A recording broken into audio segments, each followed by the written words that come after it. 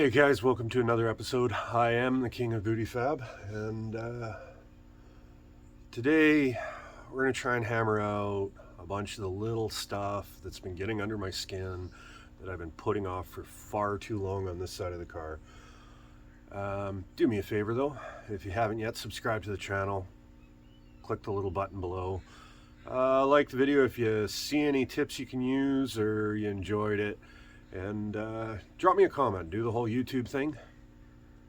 Yeah, let's just get at it. So after doing a video talking about procrastination, I actually sat down after I turned off the camera. Next day I picked away at some stuff. I cut the hinge off this side. It's amazing how different that looks all of a sudden. And went inside the car, welded up the tops of the doors, made everything a little more structural, cut this down. I got to add a little sliver of metal in here. I've got to finish welding up all this. But I also went in, and when I put these inner door skins in, they didn't quite match side to side. This side was a little bit too close to the outside. So I split the inside there, and you can't see it, and pulled it out, welded it in, put a filler piece in, added a piece of metal up here to tie it in. You know, started picking away on the things that I really should have done before. So now this door is a whole lot more structural up here, and it still is lacking all kinds of structure in the bottom. So that's the first thing we're going to attack. I thought about this long and hard. Now, the bottom of this inner skin is actually a shelf, so it's got that formed lip there. So it's got a little bit of strength there. I've still got to fold the top edge over to match all the rest. But what I'm going to do is I've got what's left of this railing sitting here. I'm going to cut these pieces down, weld two of them together, and actually weld that to the bottom here, just to give that door some strength that's going to hold it straight, and yeah, it'll give me a good starting point for everything else.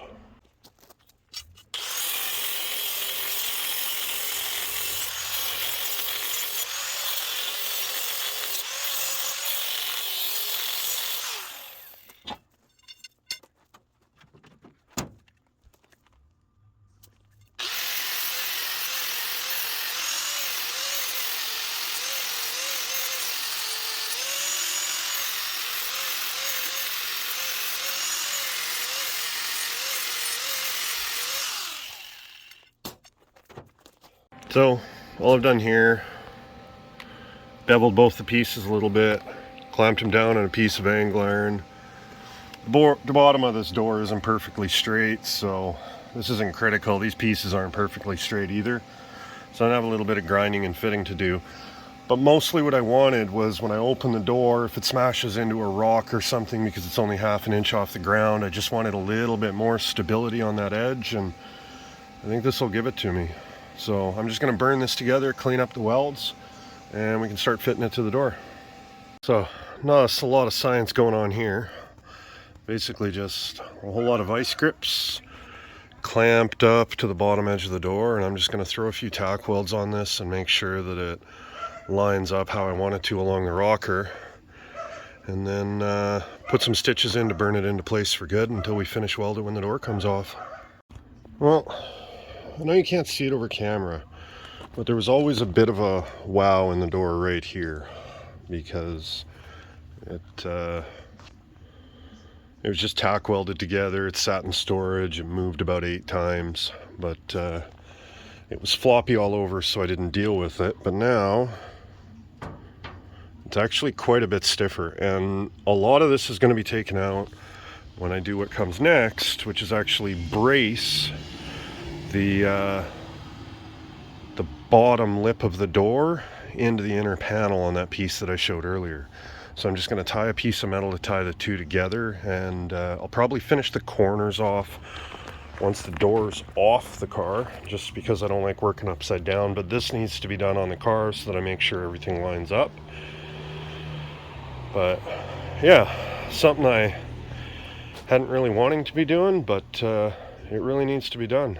And you can kind of see on the inside right here, that grind mark. All I did was grind that back a little bit just to make sure that it could touch the whole way. You know, there's a touch of a gap all the way along, but that's because the door bows. And I knew that was going to happen. I'm not really worried about it because I just want it there for a little bit of rigidity and impact. So once that's welded along the bottom, it'll be good to go. But now I can start fitting up that lower piece, make sure I get that right. And this is why I save scrap. These shelves are just the gift that keeps giving. This piece here is actually pretty much exactly the piece of metal I needed. It's already about the right length. I wasn't going to work on the corners yet. So what I'm going to do is cut off those end pieces and trim this to fit.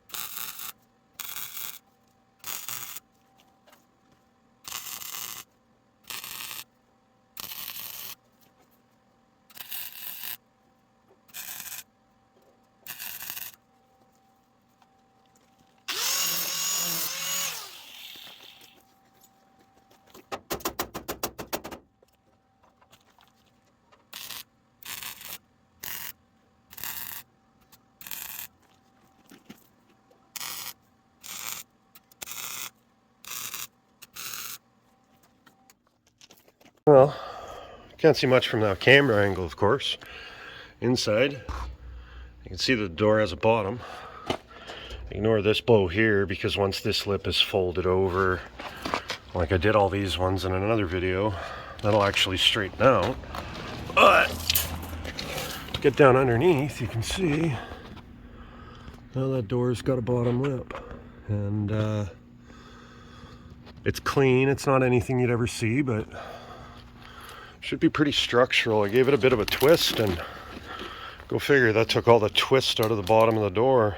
And if I close it, let's see, just get this cord out of the way.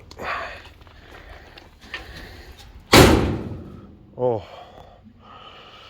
you gotta love a car door. It sounds solid when it closes, and that is the most solid that door has ever closed. And I gotta say, I'm getting pretty excited about this one. And before anybody points it out, right there, yes, I know that body line dips. No, I am not fixing it, because these doors actually, this door, I never built the second one, I just built the first one, was on my other car. And I built this door with my other half and our son, and it was a good day. It was a really good day, and I got a lot of good memories from it. And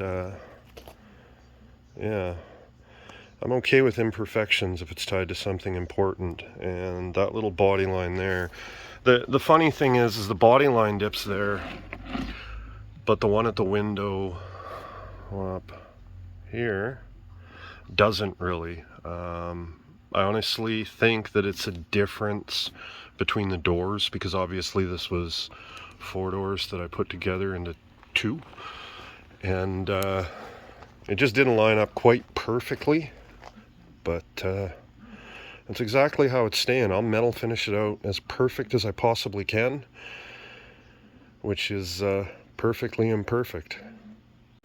Now, I really should have done it before on this, just so everybody understands. But just adding that one piece of flat metal, there's no shape to it, there's no dimples, there's no bead rolling, anything. Just adding that one piece of flat metal increased the rigidity in this door astronomically. Now, if I grab this door, I'm actually putting a little bit of force into it, and you can see it's not moving much at all. Nothing's welded all the way. What it is the metal in multiple planes, and this is why bead rolling and dimple dyeing works so well. What you're adding is another dimension to the metal. It's pushing the metal in another direction. If you take a flat piece of metal and you hold it straight out, it bows over. If you fold that metal 90 degrees, angle iron, it stands out straight.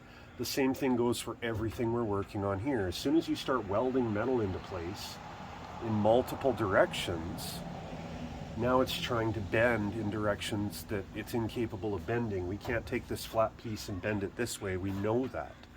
So when I'm folding over these lips like this, if we're adding beads into floors, if we're adding dimple dyes in parts, all that is doing is adding pure strength.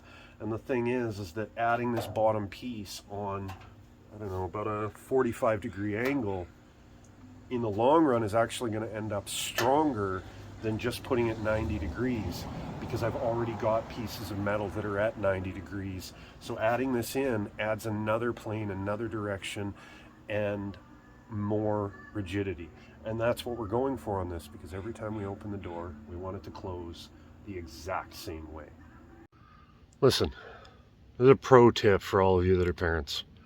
If you don't already, which I hope you don't need to be told, let your kids get involved. Don't force them, but if they show an interest, find something they like to do and make sure they can.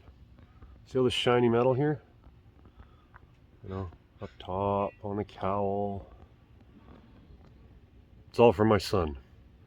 When we work on the car, he likes to sand. So I got sanding pads for the random orbital. I've got Scotch-Brites for my 90 degree when I finally hook up my compressor.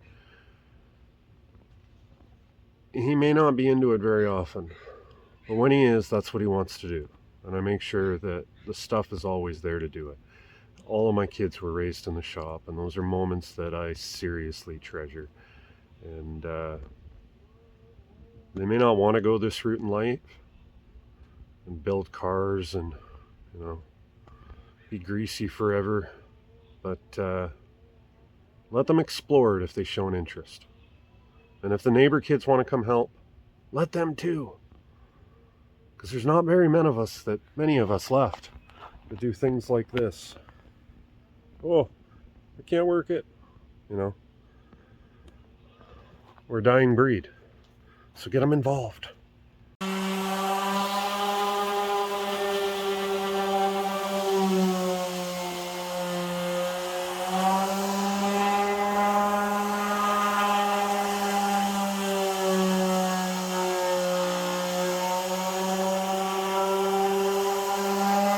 So one of the things that had been bugging me about this door was once everything was together, the gap up at the top here, you can see where it's kind of touching.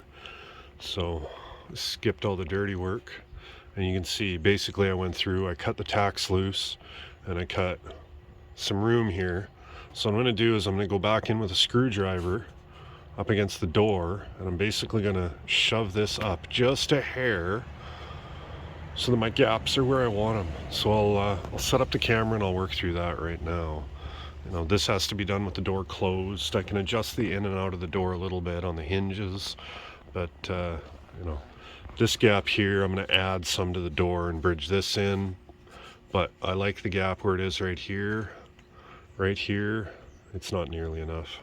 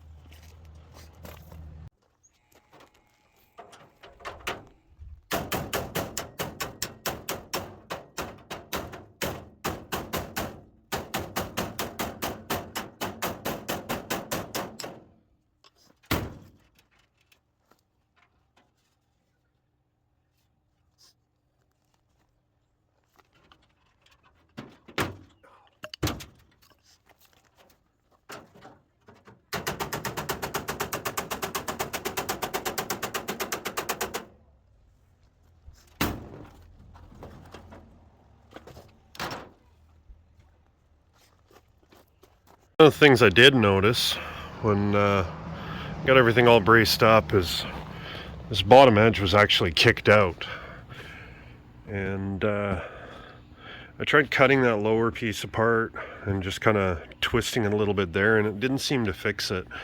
So what I ended up doing was cutting this edge free. You see where I added a piece here?